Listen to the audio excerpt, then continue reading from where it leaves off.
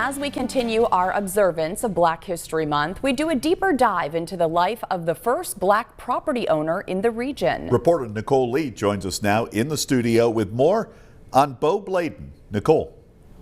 Sean, Bladen not only was the first black property owner, he was here from the start, overcoming slavery to set up a foundation for future generations. Boe Bladen came here before Erie existed. He came with the original surveyors and settlers. Boe Bladen, the man widely considered the very first African-American man in Erie, arrived here as another man's property. He was brought over on a slave ship to the United States. He was sold into slavery in Maryland.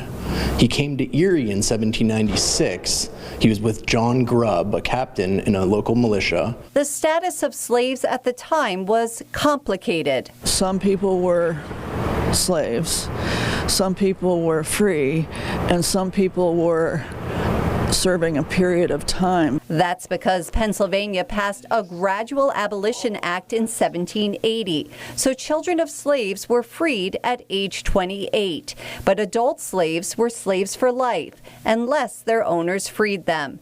It appears that's what happened to Boe Bladen. Shortly after coming here, he obtained his freedom, purchased a 400-acre farm, which his family lived on for generations. Boe Bladen's 400-acre farm was located on property now known as Glenwood Estates in Mill Creek Township.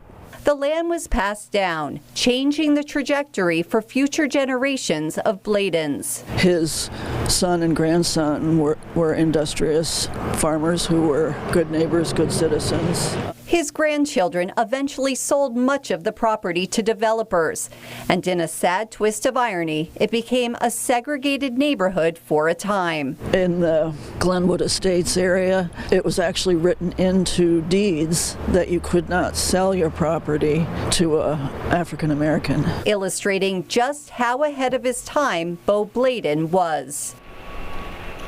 There is also evidence that Bladen was royalty at the time he was enslaved from his homeland in Guinea. Sean?